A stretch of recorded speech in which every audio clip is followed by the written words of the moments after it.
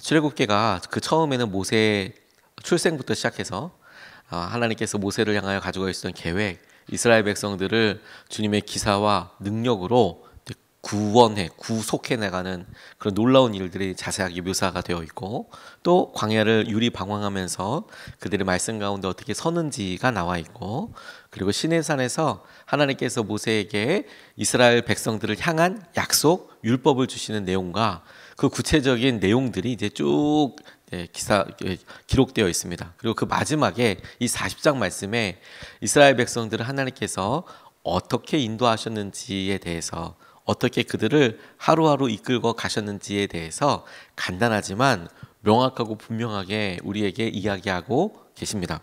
저는 하나님께서 이스라엘 백성들을 인도하여 주셨던 이 원리와 방식이 오늘날 어떻게 가야 될지 모르고 앞길을 예측할 수 없는 우리의 삶에 여전히 주님께서 우리에게 인도하시고 우리를 붙잡아 주시고 이끌어 주시는 방법과 원리라고 싶어요.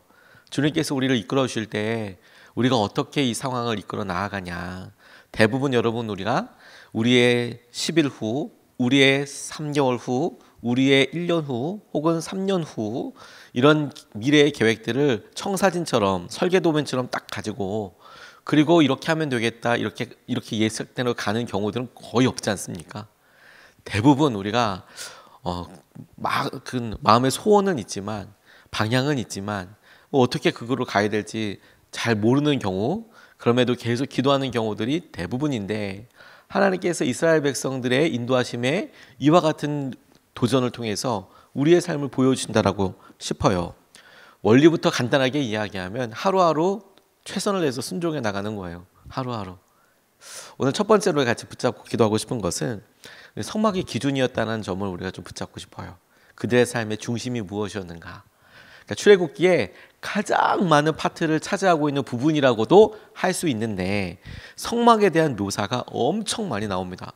성막 자체에 대한 묘사도 있지만, 성막을 어떻게 지어야 되고 그 가운데 들어가는 물품들은 무엇으로 만들어야 되고 어떤 모양이고, 이런 묘사들이 2번이나 반복해서 나와요. 32장 말씀에 금송아지 사건을 중심으로 해서 그 앞에도 한번 나오고 그 이후에도 마치 반복되는 것처럼 한 번 더 나와요. 모세가 보았던 그런 하늘에서의 성막의 모형과 그가 이스라엘 백성들 부살렐과 오홀리압에게 그런 이야기를 해서 만들어지는 그런 모습이 2번이나 반복해서 나오니까 제일 긴 영역이라고 할 만큼, 굉장히 긴 영역이라고 해도 이상하지 않을 만큼 그렇게 나오거든요. 근데 그렇게 나왔는데 40장에서야, 맨 마지막에서야 하나님께서 이와 같은 이야기를 하실 때의 그 핵심이 뭐냐면, 성막이 완성됐네요. 성막이 완성되니까 드디어 그 성막에서부터 하나님께서 이스라엘 백성들에게 말씀하시고, 성막에서 이스라엘 백성들을 만나주시고, 그들의 죄를 율법에서 말씀하신 대로 사하여 주시고, 그들 가운데 함께하고 계시고 거룩하신 하나님이신 것을 드러내는 일이 더 명확해지고 더 이스라엘 백성에게 있어서도 은혜가 되는 거예요. 이 성막이 정말 중요한 것은, 그 전에는 하나님께서 뭐 이렇게 기적으로 임하시고 이럴 때 와, 하나님이다 이렇게 사람들이 인식했다면, 이제는 성막을 보는 것을 통해서 하나님이 우리와 함께하고 계신다는 것을 자연스레 믿게 되었다라는 겁니다. 오늘 34절 35절 말씀을 보면 이렇게 나와 있어요. 그때에 구름이 회막을 덮고, 그때가 어느 때냐? 성막을 만들고 예배하게 될 때 그 구름이 회막을 덮고 주님의 영광이 성막에 가득 찼다. 모세는 회막에 구름이 머물고 주님의 영광이 성막에 가득 찼으므로 거기에 들어갈 수 없었다고 이야기하고 있습니다. 그들이 예배드리고, 하나님 앞에 예배드리고 그 성막을 하나님 앞에 봉헌하고 예배했을 때 그곳에 하나님의 영광이 임하고, 구름으로서 하나님의 영광이 임하고, 낮에는 구름 기둥처럼 밤에는 불 기둥처럼 하나님의 분명한 임재를 보여주셨다라는 것이 중심이라는 거예요. 뭐가 삶의 중심이었다고요? 성막. 신약으로 넘어와서 이 성막은 교회가 되기도 하고, 그 교회의 모습에 있어서 우리 모든 성도들이 모였던 공동체를 말하기도 하지만 제일 중요한 의미가 비슷한 부분들은 성령께서 우리 가운데 오셔서 우리 안이 성전이라 할 주님이 거하시는 장소가 되고 주님께서 말씀하시는 장소가 되고 우리 마음속 깊은 곳에서 주님이 함께하고 계시는 장소가 된다는 점을 떠올려 보면 우리에게 성막이라고 하는 것이 주님의 임재와 주님께서 말씀하시는 곳이라는 것을 우리가 알 수 있다고 싶어요. 성막은 예배드리는 곳입니다. 그리고 하나님과의 관계를 표현하는 곳입니다. 하나님이 너희와 함께하고 계시고 너희들이 그곳에서 기도하는 것을 내가 듣겠다. 하나님이 말씀하시는 관계를 표현하는 곳인데 그들이 예배하고 하나님께로부터 오는 약속과 인도하심을 구할 때 주님은 백성들을 인도하여 주시고 이끌어 주셨다라는 거예요. 여기서 중요한 것은 이 약속을 통해서 이스라엘 백성들이 얻게 되는 가장 놀라운 유익이 뭐냐? 백성들 입장에서 하나님은 당연히 이스라엘 백성들과 함께 하신다는 것에 대해서 분명하시고 함께 하시지만 이스라엘들 백성들의 관점에서 하나님이 함께하고 계신다는 것을 확신할 수 있었다는 점이 정말 중요한 거예요. 이 성막이라는 것을 통해서 하나님이 우리와 함께하고 계시는 거야. 하나님이셔 라는 것을 이스라엘 백성들이 확신할 수 있다는 거예요. 하나님은 계속해서 말씀하셨죠. 내가 너희와 함께하겠다. 내가 너희를 부르겠다. 회복시키겠다. 내가 너희들 가운데 함께하고 있다. 하나님은 계속 말씀하셨지만 우리가 연약한 거예요. 그래서 하나님은 말씀하시지만 우리는 하나님이 정말 함께하고 계시나? 이때에도 함께하고 계시나? 계속 우리의 마음이 그렇게 반응하잖아요. 근데 하나님이 성막이라는 것을 통해서 그 성막에 예배하는 것을 통해서 너희와 함께하고 있는 하나님이시라는 것을 보여주시고 알게도 해주시고 그리고 그것을 통해서 예배도 하게 해주셨다라는 사실이 정말 주목한 거예요. 왜냐하면 우리가 힘들고 어려울 때 가만 보면 가장 큰 이유가 뭐냐? 하나님께서 함께 하신다는 것에 대한 확신을 잃을 때이거든요. 이 일이 하나님의 뜻인가라는 것에 대한 확신을 잃을 때 우리의 마음이 도무지 종잡을 수가 없을 만큼 힘들어지거든요. 그것이 대부분 실패처럼 느껴지고 우리의 건강의 육신의 어떤 한계처럼 느껴지고 우리의 능력의 한계처럼 느껴질 때 우리의 마음속에 덜컥 드는 마음이 뭐냐면 시험으로 들어가는 첫 발자국이 뭐냐면 하나님께서 함께 하시는 것이 맞나? 하나님이 말씀하신 것대로 내가 따라온 게 맞나? 이런 질문과 의심이 우리에게 있을 때 우리의 마음이 심한 풍랑이 오고 가는 것을 보게 돼요. 안 믿어진다고 할 수 없지만 믿어졌다 안 믿어졌다 믿어졌다 안 믿어졌다 이렇게 가는 것을 통해 우리의 마음속이 어려움과 힘든 시간들을 보게 되는 거예요. 이것은 우리의 마음이 온전히 하나님께 주목하고 있지 못하다는 증거이기도 합니다. 우리의 마음이 우리의 생각에. 근데 주님께서 우리의 삶의 성막과 예배를 통해서 주님께서 함께 하시는 것을 보여주시고 붙잡게 하신다는 거예요. 엘리야가 850대 1로 소위 그 능력 대결이라고 하는 아합 시대에 우상 숭배하던 사람들을 그냥 그들의 선지자들을 1대 850으로 이게 하나님의 능력과 너희들이 믿고 있는 바알, 아세라 해봐라. 그래서 능력을 대결하는 장면에서 기억하게 될 것이 하나님이 지금 나와 함께 하시고 내가 하나님의 선지자이고 이 일이 하나님을 통해서 일어나게 되는 것을 오늘 너희들에게 알게 하겠다. 알게 해 주십시오라고 그가 기도해요. 하늘로부터 제단에 불이 임하기 전에. 그런데 우리가 잊기 쉬운 게 뭐냐면 그렇게 그가 하나님이 함께하고 계셔. 850명이나 이렇게 불러놓고서 온 백성들 다 불러놓고서 그렇게 강력하게 확신하면서 이야기할 수 있었던 것, 임재에 대한 확신할 수 있었던 이유가 뭐냐? 그가 저기 로뎀나무 아래 가지고 가서 이렇게 누워있기도 하고 그가 그리시네가에서 먹이기도 하고 그러니까 까마귀가 먹여주는 그런 음식을 먹기도 하고 사르밧 과부한테 가서 계속 먹기도 하고 과부가 먹여주는 것을 가지고 그 가뭄을 계속 그렇게 먹고 그렇게 하나님께서 공급해 주시는 것을 보고 그리고 나서 놀라운 것은 그가 확신할 수 있었다는 거예요. 가뭄의 때에 하나님께서 떡덩이와 먹을 것으로 계속 먹여주시는 것을 통해서 그가 확신할 수 있었다니까요. 하나님이 함께 하시고 하나님 먹여주시고 하나님이 이 자리에도 함께하고 계셔. 그런 확신과 그런 하나님을 향한 분명한 임재에 대한 확신이 있을 때 겁나는 게 없어졌어요. 엘리야에게. 그런데 그 엘리야가 또 언제 힘드냐 보니까 이세벨이 막 죽이겠다라고 이야기를 했을 때 로뎀나무로 도망가잖아요. 로뎀나무 아래로. 그 도망가는 그 순간에 하나님 어디 계신지부터 그의 그 이후의 기도는 하나님 제가 이렇게 열심히 해도 하나님 어떻게 하시는지 잘 모르겠다라는 느낌으로 갑니다. 하나님이 그에게 다시 한번 말씀해 주실 때는 그가 세미한 음성 가운데 말씀을 해 주실 때 하나님께서 그가 뭐 불 가운데에도 뭐 지진 가운데에도 계시지 않고 세미한 음성으로 계시더라.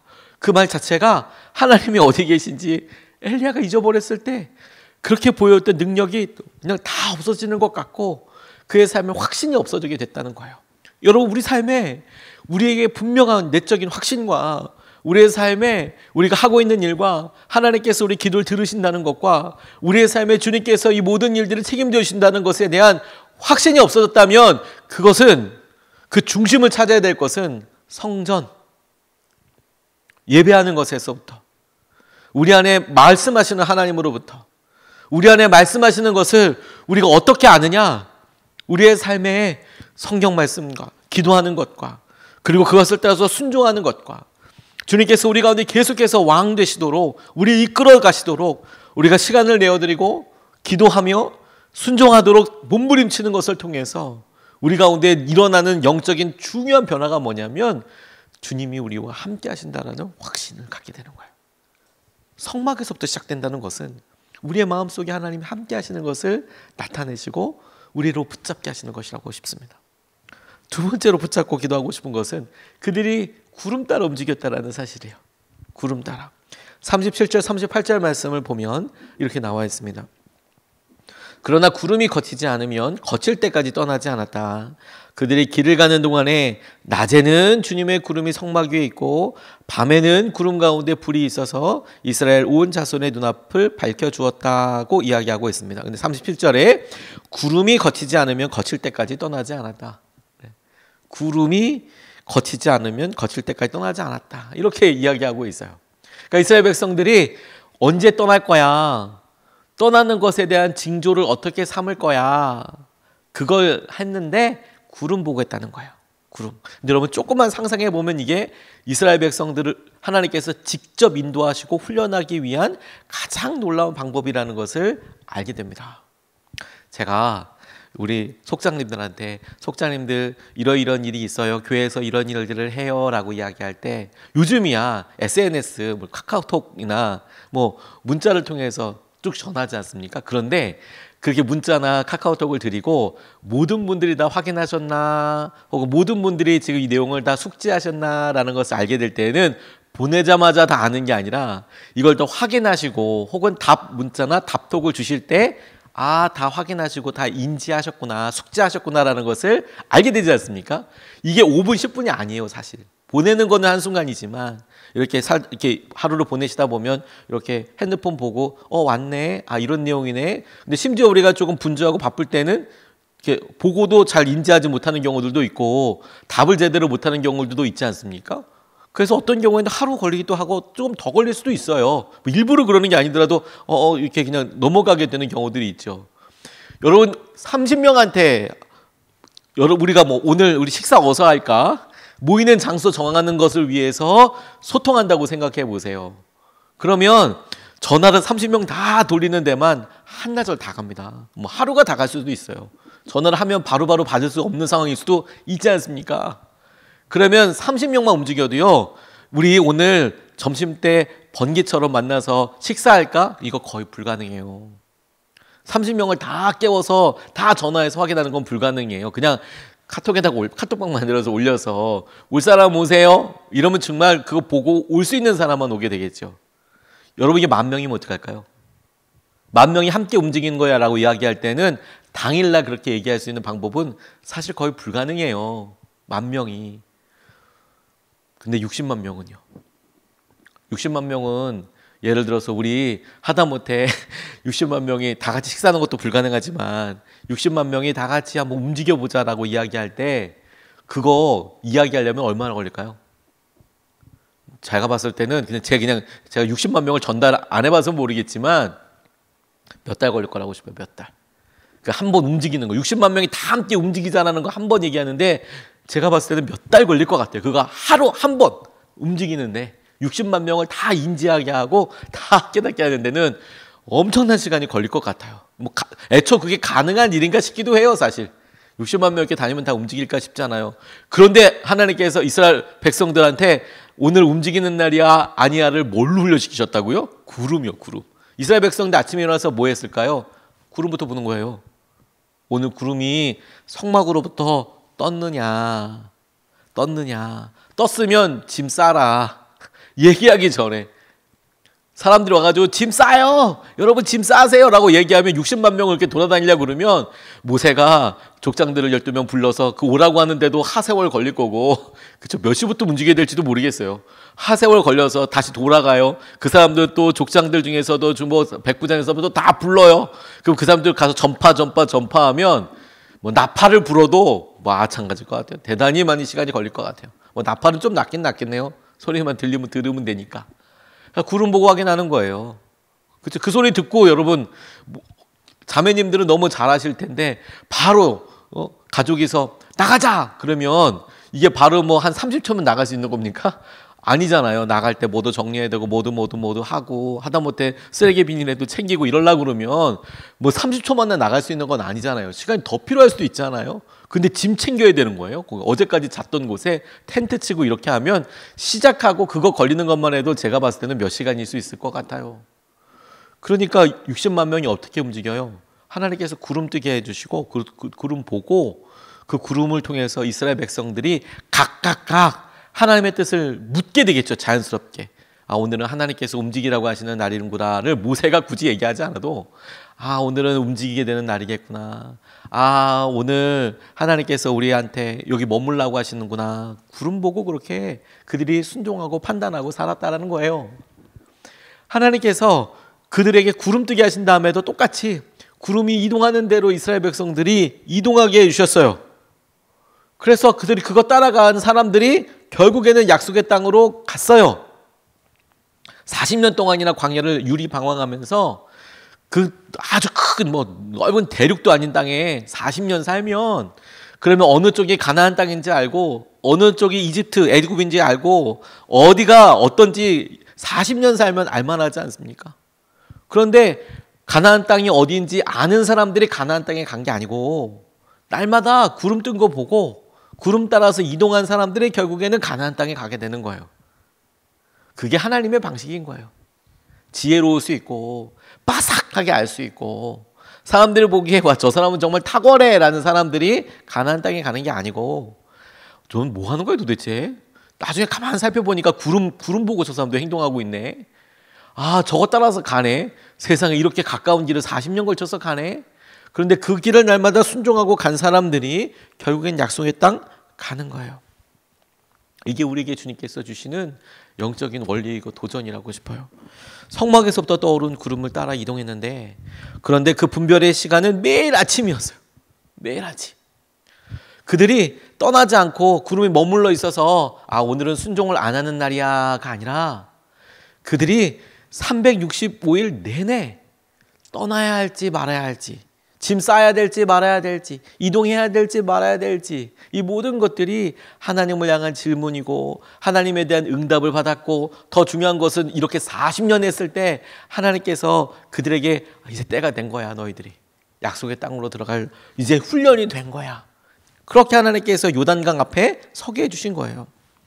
성막으로부터 떠오르는 구름을 따라 이동했다는 거, 이건 너무 중요합니다. 그리고 하나님께서 하시는 것을 보게 되는 것이죠.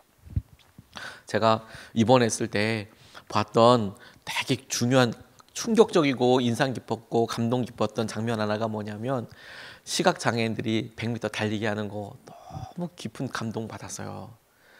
평소 때라면 보지 않았겠지만 제가 입원했던 병원에서 그 리모컨을 그냥 가지고 가셔가지고 어쩔 수 없이 TV를 끄지도 못하고 제 자리에서 그거 봤거든요. 그런데 시각장애인인데 100m 달리기를 뛰는 거예요. 너무 놀랍더라고요. 근데 12초, 13초 때 뛰어요. 엄청 빨리 뛰어요. 막 뛰는데. 근데 그 옆에 같이 뛰어주는 사람이 있어요. 가이드 러너라고 하거든요. 끈으로 메어져 있습니다. 그 사람들이 소리치면서 막 달리는 거예요. 달려, 잘해 그러면서 막 달려가요. 그리고 결정적으로 골인점에 들어갔을 때는 살짝 빠져서 그 선수가 조금 더 앞설 수 있도록 정말 조금 더 앞서가서 옆에서 계속 뛰어주는 사람이 있어요. 와, 그 장면을 보는데 울컥하더라고요. 같이 소리 들으면서 전력으로 뛰면 저렇게 뛸 수 있는 거구나. 전력으로 뛸 수 있는 거구나. 저거 가능한 거구나. 주님의 음성을 듣고 그 말씀에 따라서 순종하고 그렇게 전력으로 달려가면 독수리 날개침처럼 그렇게 올라갈 수 있는 것이고, 다윗처럼 적들의 담을 뛰어넘을 수 있는 것이고, 하나님께서 사실 은혜를 볼 수 있게 되는 거구나. 우리가 이런 능력의 회복을, 그리고 이렇게 하나님께서 함께 하신다는 것에 대해 분명한 확신을 되찾고 싶습니다. 오늘 주님께서 우리의 삶을 다시 한번 단돌이 하시고 붙잡고 이끌어 주시고 우리가 그 길을 따라서 순종하는 길이 되기를 주님의 이름으로 축복합니다. 두 가지 말씀을 같이 나눴습니다. 첫 번째, 성막이 기준이었습니다. 예배하는 것, 주님의 말씀이 들려오는 것, 이게 기준이었다는 거예요. 두 번째, 구름 따라 움직였어요. 하나님께서 날마다 이동하시고 움직여주시고 붙잡아주시는 것, 그거 보고 따라가는 거였어요. 이것을 붙잡고 두 번 나눠서 같이 기도하겠습니다. 첫 번째는, 주님, 우리 삶의 중심이 주님께 맞춰지게 하시고 말씀과 성령님의 인도하심에 깨어있게 해달라고 기도하겠습니다. 우리 삶의 중심이 다시 한번 주님께 맞춰지게 해주십시오. 주님께 맞춰지게 해주십시오. 말씀과 성령님의 인도하심에 깨어있게 해주십시오. 하나님께서 우리 가운데 성막처럼 이제 우리 심령 가운데 함께하고 계시는데, 하나님, 우리가 주님이 우리를 이끌어 주시고 우리를 말씀하시고 우리를 회복시켜 주시고 우리에게 부흥을 허락하여 주시고 은혜를 더하여 주시는 분이신 것을 우리가 맞추게 하여 주시고, 주님, 우리가 말씀과 성령님의 인도하심에 오늘도 깨어있어 오늘도 주님을 붙잡게 하여 주십시오. 우리가 첫 번째로 같이 함께 기도하시겠습니다.